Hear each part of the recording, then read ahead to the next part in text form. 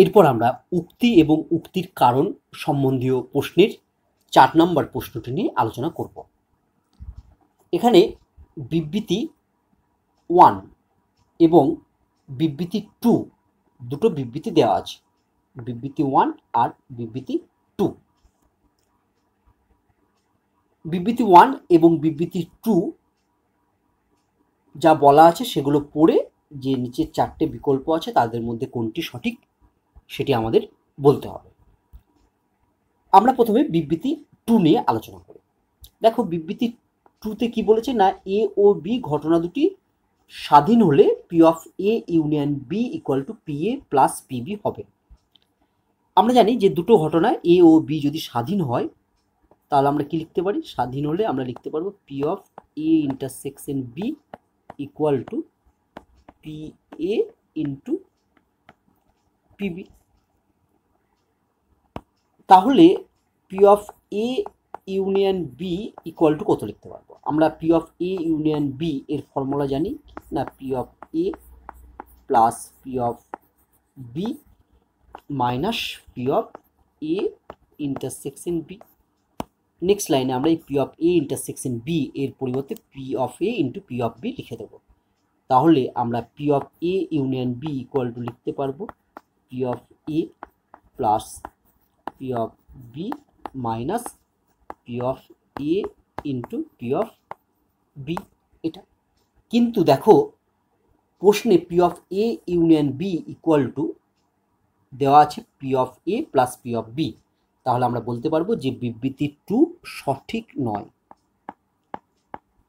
বিবৃতি 2 হচ্ছে সঠিক নয়। এরপর আমরা বিবৃতি এ নিয়ে আলোচনা করব। দেখো বিবৃতি এ বা বিবৃতি 1 এ কি বলেছে না, এ বি এবং সি ঘটনা তিনটি পরস্পর স্বাধীন হলে এ ইউনিয়ন বি ও সি ঘটনা দুটি স্বাধীন হবে। দেখব বিবৃতি 1 সঠিক কিনা। চলো এই প্রশ্নটি অর্থাৎ এই বিবৃতি 1টি আমরা নেক্সট পেজে আলোচনা করে ফেলি। বিবৃতি 1-এ বলেছে যে এ বি সি পরস্পর স্বাধীন। যদি পরস্পর স্বাধীন হয় তাহলে আমরা লিখতে পারবো কি না, P of A intersection B equal to P of A into P of B. তারপর আমরা লিখতে পারবো যে P of B intersection C equal to P of B into P of C, কারণ বলেছে পরস্পর স্বাধীন তাই আমরা এগুলো লিখতে পাচ্ছি। আর লিখতে পারবো P of C intersection A equal to P of C into P of এ।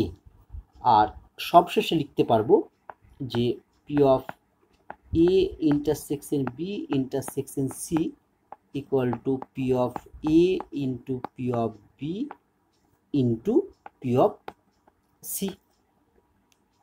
তাই তো এখন যদি এ ইউনিয়ন বি আর সি পরস্পর স্বাধীন হয় তাহলে আমরা কি দেখাবো, তাহলে আমরা দেখাবো যে P of A union B intersection C equal to P of A union B into P of C. এটা আমরা প্রমাণ করব। যদি এ ইউনিয়ন বি আর সি পরস্পর স্বাধীন হয় তাহলে আমাদের প্রমাণ করতে হবে বা দেখাতে হবে P of A union B intersection C equal to P of A union B into C. চলো আমরা দেখি যে এটা দেখাতে পারি কিনা। নাও এখন P of A union B intersection C equal to আমরা কি লিখতে পারবো, ইকুয়াল টু আমরা লিখতে পারবো পি অফ, এটা থেকে লেখা যায় A intersection C union B intersection C. এটাকে যদি আমি মনে মনে এক্স ধরি আর এটাকে যদি আমি মনে মনে ওয়াই ধরে নিই তাহলে কি ফর্মুলা এখানে লিখব? P of X union Y. P of X union Y এর ফর্মুলা আমরা জানি যে ইকুয়াল টু লিখতে পারবো পি অফ এক্স, এক্স মানে হচ্ছে P of A intersection C, plus P of Y মানে P of B intersection C, minus P of X intersection Y. X মানে হচ্ছে এ ইন্টারসেকশন সি, মাঝে ইন্টারসেকশন, ওয়াই মানে হচ্ছে বি ইন্টারসেকশন সি। নেক্সট লাইনে আমরা লিখতে পাচ্ছি, দেখো যেহেতু এ ও সি পরস্পর স্বাধীন, তাহলে আমরা দেখো আগে পেয়েছি P of C intersection A, বা বলতে পারো A intersection C equal to P of C into P of A.